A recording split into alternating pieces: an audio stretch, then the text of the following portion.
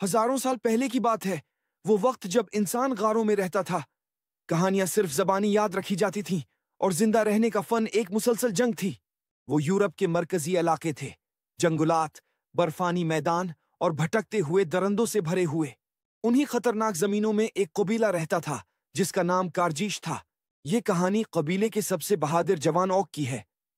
ओग, जो अपने मजबूत जिस्म और शिकारी हुनर के लिए मशहूर था, कबीले के सरदार गरूक का बेटा था।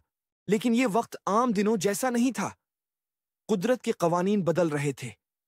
अजीम हाथी जो कभी उनके इलाके में आजाद फिरते थे, अब किसी अनजान समत रवाना हो रहे थे। खुराक की कुल्त ने कबीले की बका पर सवाल खड़े कर दिए थे। एक सर्द शाम, गरूक, जो अब बूढ़े हो चुके थे, ओग के करीब आए। उनकी आंखों में फिक्र का समंदर नजर आ रहा था। गरूक ने धीरे से कहा, आओग, हमारी बका तुम्हारे हाथ में है। कल तुम्हें शिकार की क़ियादत करनी होगी।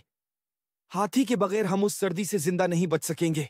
अगली सुबह ओग ने अपने करीबी साथियों तर्ग और काड़ा के साथ शिकारी टीम तैयार की। ये तीनों कबीले के सबसे काबिल शिकारी थे। उन्होंने अपना सफर शुरू किया।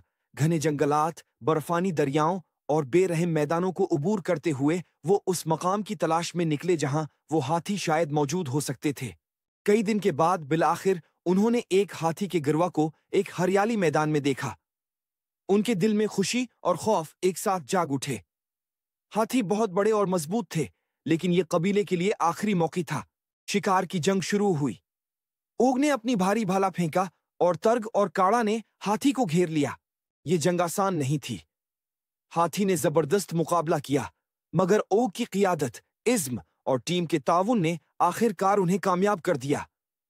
उन्होंने एक हाथी को शिकार कर लिया। जब वो कबीले में वापस आए तो उनकी कहानी उम्मीद और फतह की इलामत बन गई। गरूक ने ओग को कबीले का नया सरदार मुंतखब किया और कबीला न सिर्फ इस शिकार की गजा पर जिया, बल्कि एक नए हौसले के साथ अगली नस्ल की तरफ बढ़ा। आज भी कारजीश कबीले में ओग की कहानी सुनाई जाती है। वो कहानी जो ये बताती है कि इज़्म, क़ियादत और साथ मिलकर की गई कोशिशों से किसी भी चैलेंज का सामना किया जा सकता है।